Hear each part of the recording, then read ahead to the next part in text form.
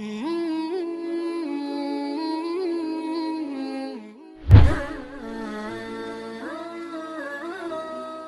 میں نے آپ کو نہیں بتایا تھا کہ ایک شخص کی سے میری ملاقات ہوئی مکہ شریف میں، اور اس کو میں دیکھا کہ وہ آیا ہوا تھا، مگر وہ کبھی احرام میں نے نہیں دیکھا تھا اس کو، تو وہ یوں ہی آتا جاتا تھا اور سر پہ ٹوپی بھی نہیں ہوتی تھی۔ مجھے شبہ ہوا کہ یہ ہے کون، اور یہ آخر اس کا انداز یہاں پہ کیوں ہے کہ ہم یہاں مکہ آتے ہیں، وہ آیا تو کہیں بیرون ملک سے تھا، یہاں آ کر اس نے احرام باندھا نہیں ہے تو کوئی عمرہ تو کیا نہیں، یہ آخر اس کی مصروفیت کیا ہے؟ تو اتفاق سے اس کو دیکھا میں نے کہ ایک مرتبہ میرے قریب میں ہی بیٹھا ہوا تھا، تو میں نے سوچا کہ چونکہ میرے پاس بھی کچھ فارغ وقت تھا، میں نے کہا اسے عربی میں کلام کیا جائے، میں نے اسے عربی میں گفتگو کرنی شروع کی۔ تو جو بات کی میں نے اس کا یعنی خلاصہ میں عرض کرتا ہوں کہ میں نے وہ مجھ سے پوچھتا ہے کہ آپ کہاں سے تشریف لائے، میں نے کہا ہند سے،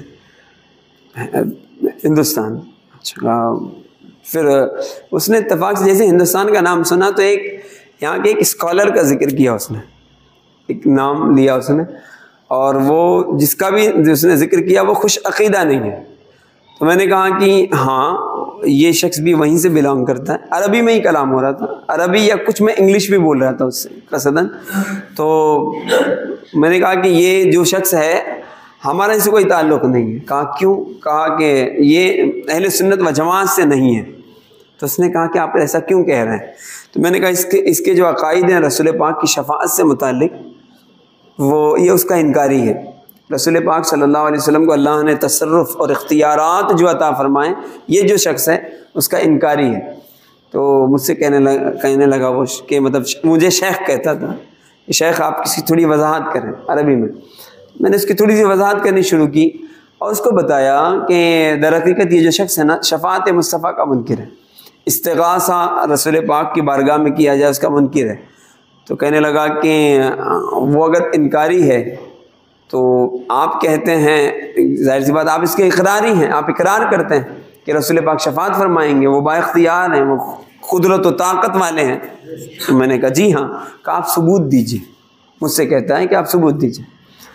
تو میں نے قرآن کریم کی آیتیں پڑھی، تو کہتا ہے کہ کچھ چونکہ قرآن کریم کی آیات میں بے شک عقائد عالم صلی اللہ علیہ وسلم کے معجزات کا بیان بھی ہے، رسول پاک صلی اللہ علیہ وسلم کی عظمت و شان کا بھی بیان بھی ہے، وہ میں کرتا رہا۔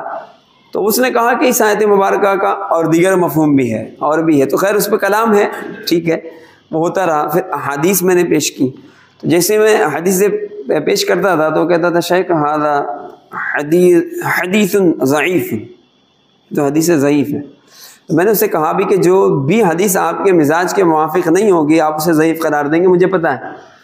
تو پھر ایسی گفتگو کرتے کرتے میں نے کہا حضرت سیدنا امام زین العابدین گزرے، کہا کہ ہاں، کہا ہوا ابن حسین رضی اللہ تعالیٰ، امام حسین کے وہ بیٹے ہیں؟ کہا ہاں نعم، میں جانتا ہوں ان کو۔ میں نے کہا حضرت سیدنا امام زین العابدین رضی اللہ عنہ کا ایک شعر ہے، تو کہا کیا؟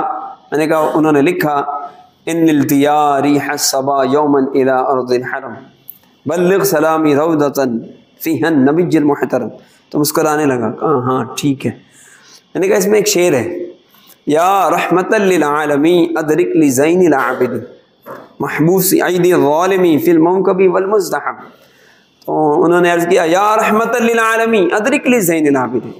میں نے عرض کیا کہ جس وقت حضرت سیدنا امام زین العابدین یا رحمت للعالمین کہہ رہے تھے اس وقت وہ ملک شام کی طرف روانہ تھے اور یزید بدبخت سے ملاقات کے لیے قافلہ جا رہا تھا، اس قافلے میں تھے آپ، اور وہاں سے وہ رسول پاک کی بارگاہ میں استغاثہ کر رہے تھے۔ تو جیسے میں نے جب حضرت سیدنا امام زین العابدین کا ذکر کیا تو اس نے کہا ہوا امام کبیر سید شیخ، یعنی ان کی تعریف کی اس نے۔ اور جب میں نے یہ شعر پڑھا، پہلا شعر پڑھا تو انکار نہیں کیا اس نے، لیکن جیسے ہی میں نے یہ کہا کہ یا رحمت للعالمین ادرک لزین العابدین، کہا کہ شیخ یہ صحیح نہیں ہے، یہ غلط ہے۔ میں نے کہا یہ کوئی بات ہوئی؟ جس کو آپ نے بزرگ تسلیم کیا، شیخ تسلیم کیا، اور کہتے ہو ان کی یہ بات آپ کو تسلیم نہیں؟ کہا نہیں ہے، لا یجوز، اس کے الفاظ بار بار ہوتے تھے کہ لا یجوز، یعنی اس کی اجازت نہیں۔ اچھا، میں نے کہا حضرت علامہ بوصیری رحمۃ اللہ تعالیٰ علیہ کو، تو حضرت علامہ بوصیری تو کہنے لگا ہاں میں جانتا ہوں۔ میں نے کہا قصیدہ بردہ مولا صلی وسلم دائما ابدا، تو کہنے لگا ہاں ٹھیک ہے۔ جی ہاں ہم یہ قصیدے کو جانتے ہیں. میں نے کہا اس میں ایک شعر ہے کہ یا اکرم الخلق مالی من الوذ به سوا کا عند حلول الحادث الامامی. اس میں بھی سرکار کی بارگاہ میں استغاثہ کیا گیا ہے کہ اے یا رسول اللہ میری خبر لیں.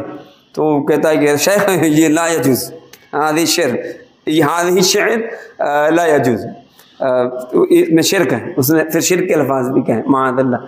میں نے کہا وہی امام آپ اسے امام تسلیم کرتے ہو، لیکن جب انہی کی بات کرتے کرتے کوئی ایسی بات کہوں جو آپ کے خلاف عقیدہ ہو، آپ کے نظریے کے خلاف ہو، تو آپ کہتے ہو لا یجوز.